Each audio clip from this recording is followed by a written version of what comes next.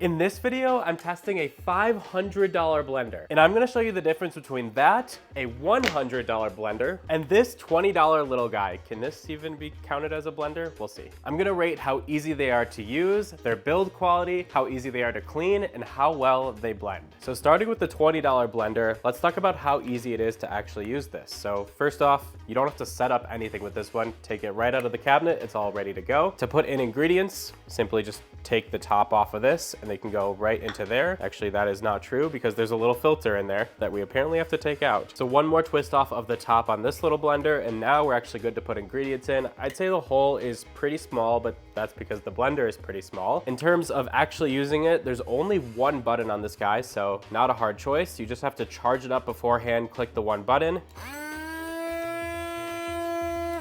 and it goes on right away. I'm gonna put all of the same ingredients into all of the blenders and see exactly how they perform with all of them. So we're gonna go with frozen strawberries and bananas, these flax seeds right there, milk, almond butter, and some ice into all of them. So let's get them in the first blender here. So let's get them strawberries and bananas put into here first. Obviously the hole is a little small on the top, so it's kind of difficult to actually put ingredients into there, and it's pretty small, so let's go with that amount. Pouring some flax seeds into here too, just a little bit. I think that'll make it harder to blend, so a good test for all of it. A little bit of ice into there, maybe just a couple cubes.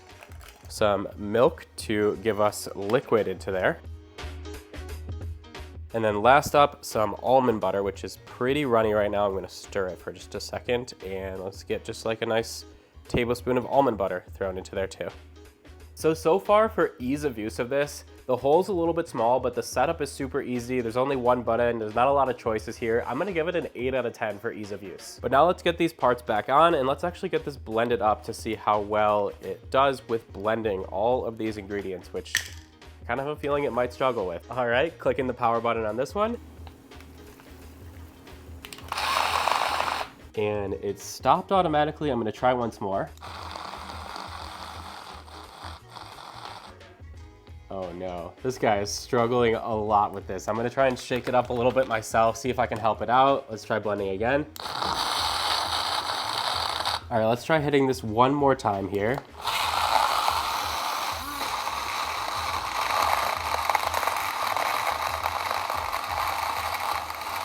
And all right, it blended up a little bit. I mean, that was probably about 30 to 60 seconds of total blending. Let's check and see how good it actually blended it so far. Let's get this opened up here, and I'll pour it kind of through that little thing on the top to sift out all the chunks as much as possible into our cup. Okay, maybe I won't be pouring it through that little thing on the top. I guess it's all clogged up in there, so I'm gonna open the whole thing instead. Let's see if it works just like this.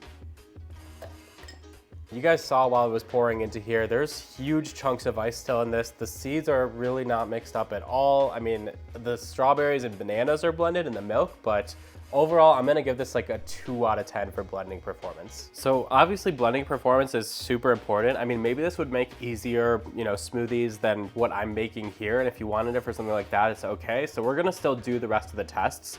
Next up, cleaning. How easy is it to actually clean all this? I would say since there's only 3 parts, it's probably gonna be really easy, but I'm gonna see if I can run this under some water and get it clean super quick.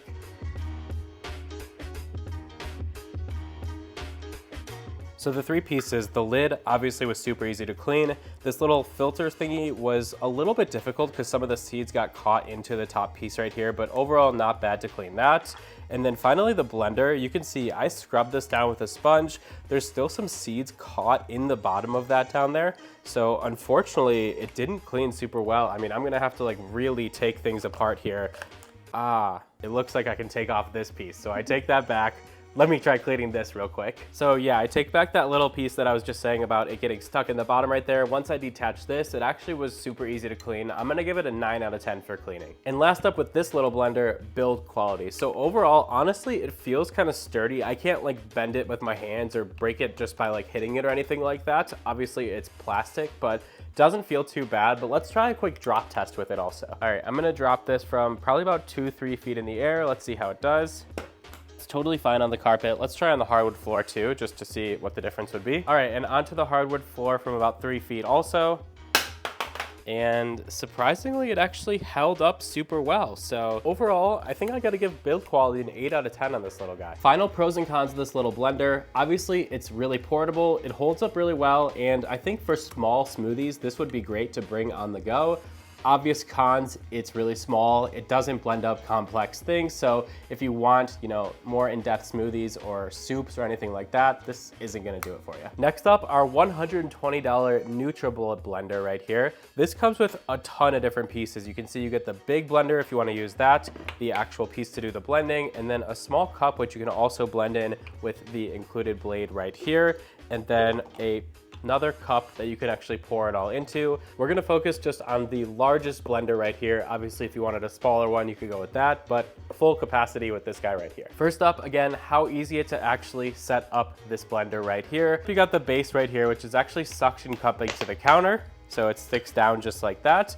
And then this guy just twists onto the top right there to prepare it. So you just gotta figure out how to line it up, twist it on, and you're all set to go. The top piece right here takes out so you can put your ingredients in, or you can just lift the whole lid to put the ingredients in so you have more room.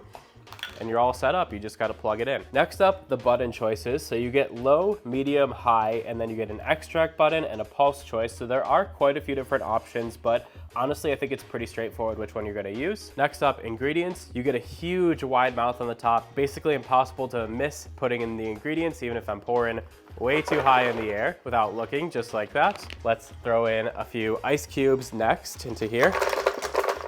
And next up, our flax seeds. A lot of milk for this one since we have a lot to blend up. And finally, a couple tablespoons of our almond butter again. That should be good. Then the lid just goes right back on the top, and we'll close it off with this little guy right here.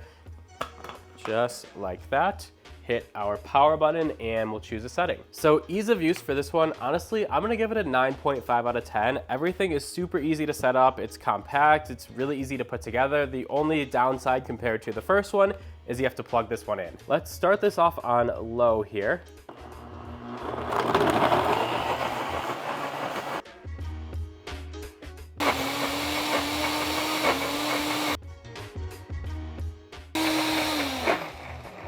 All right, so I blended this one now for about 60 seconds also. In terms of noise, I'd say this one is pretty comparable to the smaller one, probably a little bit louder on the high setting than the little guy over there. But let's open this up and see how well it blended. And let's get this poured into a cup here. So there's no visible chunks in this one, which is definitely a huge improvement. I did have to go a little bit heavy on the milk and get it pretty liquidy in there, which I would like a little bit thicker. But let me also taste it and see if I can taste any of the kind of chunks inside of there. So when I'm tasting this, I don't really get any of kind of the chunks unblended in there. It does feel pretty blended, aside from like a few seeds here and there are coming through, more than the liquid, I would say. Overall, I've got to rate its blending performance at 9.5 out of 10. It did a great job. It's a little bit loud and took probably about 1 to 2 minutes to fully blend it up, but did a great job. In terms of cleanup for this one, you can actually put the blender cup, the lid, and the top piece right here all in the dishwasher. So I have to give cleanup a 10 out of 10. It couldn't be easier than that. In terms of quality on the medium blender right here, the base feels pretty sturdy. It's a great material that doesn't feel like it's going to just break on its own. This is a nice plastic material that, again, I can't like squeeze it, I can't break it, I can't hurt it anyway. It feels nice and steady, but let's drop it just a couple feet and see what would happen if you accidentally slipped it out of your cabinet. All right, our 2-foot drop test onto carpet again with this one. Here we go, 3, 2, 1. So obviously the lid came off during the drop test, kind of expected. This is not super tight on there. But in terms of the structure of this, nothing got cracked, nothing got damaged. It's in really good shape. So pros and cons of this one overall, it definitely blends better. It has way more room. You can make a way bigger shake. It comes with the pieces to pour it into another cup or make a smaller shake if you want to. It's a little bit louder than the smaller one, but overall, this is definitely a way better blender than the small one. I honestly give the build quality of this one a 9.5 out of 10. Now, our $500 blender. Is it actually worth that price point? Let's find out. In terms of setting this one up, it is literally only 2 pieces. You've got the actual blender block right here, and then you got the blender mug right here. The mug is exactly the same size as the NutriBullet. They're both 8 cups. and you can make inside of it. And then to set it up, you literally just put this on top of it. Then once you have it together, you just put the lid right on top. These hooks on the side right here just attach onto it. So you kind of just have to push the lid down and it's all set up to go. You can take this little top piece off right here, kind of like with the other one there, to pour your ingredients in, slides right out. And then you can use this to push those ingredients down into the blender there in case they kind of get stuck near the top or anything like that. So let's get our ingredients actually put in this. I'm gonna take the whole lid off just to make it even easier to pour things in. And let's go again with our strawberries and bananas into the bottom. Try and match the quantities of our last blender. I think that's roughly how much I put in. And go with our ice next. Good amount of ice in there. Throw in some seeds. I went a little heavy on the seeds on the last one. I'm gonna go a little bit lighter, but not much because I want the test to be fair. Honestly, I think I put in about the same amount, but that works. Throw in our milk next, just like the rest of the recipes. You guys are getting good at my recipe by now. There we go. I think that's enough milk. And finally, a couple tablespoons of this almond butter. And perfect. All of our ingredients are in. Get the lid put back on, just like this. I like that it hooks onto the side to kind of hold it in there sturdier. Get this little guy put back in the top here. Twist it on, or do you even need to? I don't know, but we'll twist it on and take a look at the buttons. So with this one on and off on the side right here, this is our variable speed options right here. So you can go 1 through 9 on the speed if you have this set to variable, or you can just turn this up to high instead and it'll just blend on high. So in terms of ease of use for this one, I'd say it's a little bit easier to use than the other blender right there, which I believe I gave a 9.5 out of 10. I'm gonna give this a 10 out of 10. It pretty much could not be easier to use this one. I'm gonna start this one on a variable speed of 6 here, kind of like I started the last one on low, and probably just turn it up as it's blending, but here we go.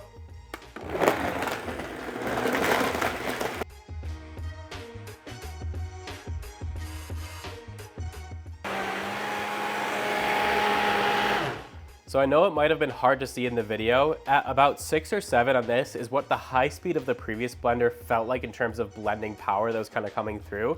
When I turned it to high on the Vitamix right here, it actually started to slide the device a little bit along the counter with how powerful it was actually blending this up. So there was a clear difference in terms of blending power, but let's see how much it actually blended up. All right, and this was about 60 seconds or so of blending. So I'd say like half the time of the previous one. And this is definitely looking really smooth. I see no chunks as I'm pouring right here. But again, let's do a taste test. Let's see if I can taste any of those seeds kind of coming through. And also with the previous one, as I was cleaning it, I saw those seeds kind of all over the place too. So clearly they weren't all blended, but let's check this one.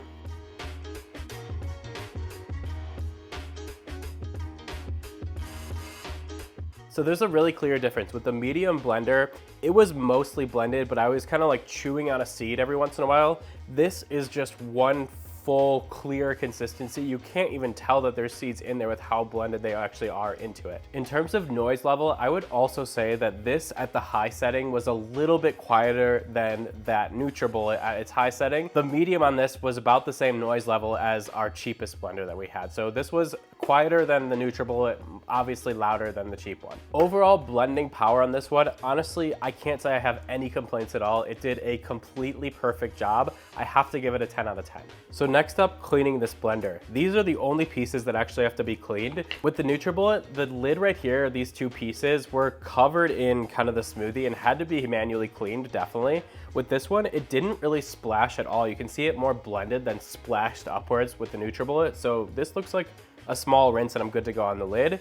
In terms of the blender itself, it actually recommends that you pour in water and soap, blend that kind of like you're making a smoothie of water and soap, and that should clean this out. So I'm gonna give that a shot. All right, this is half full with warm water, a couple drops of soap, got the lid on. Let's get it back in the base. And it says to just start it on 1 here, and then I'm gonna slowly increase to 10, then to high for about 30 seconds of cleaning. Let's see how it does.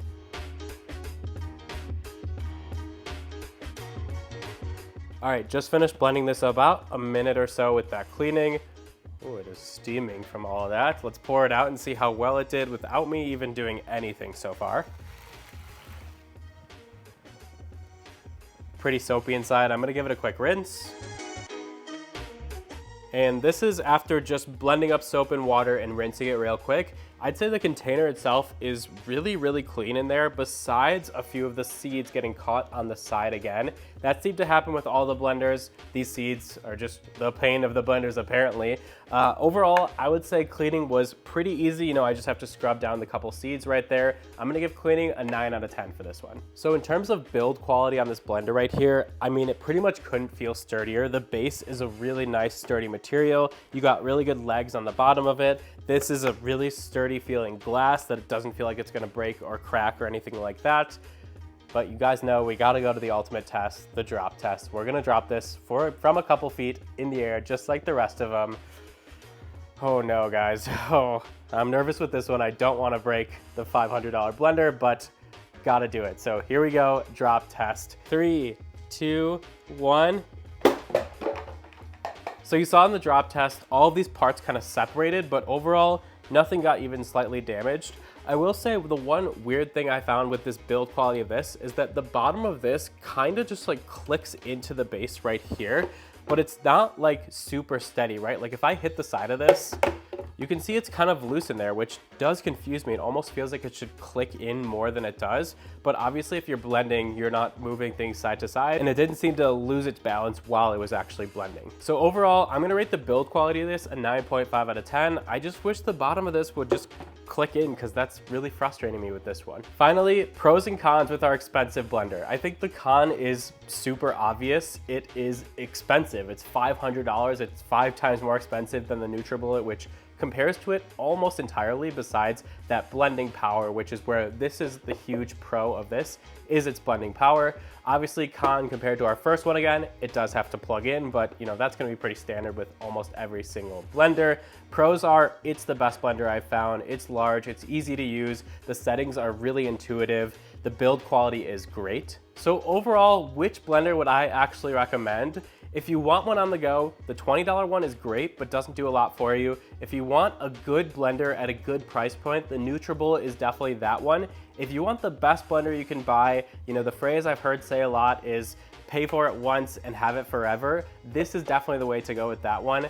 I'm personally going to be keeping this one as my main blender, but I think it really just depends on your situation. So I'm curious to know which one you guys would purchase. Let me know in the comments down below. Would you go for cheap, middle, or expensive option? Or maybe even a combination of the cheap one and the expensive one so you can have one on the go. Either way, let me know. They're all linked in the comments down below as well. And if you guys want to see me test out the new Ninja Thirsty gadget as well, click right here, and don't forget to hit here to subscribe.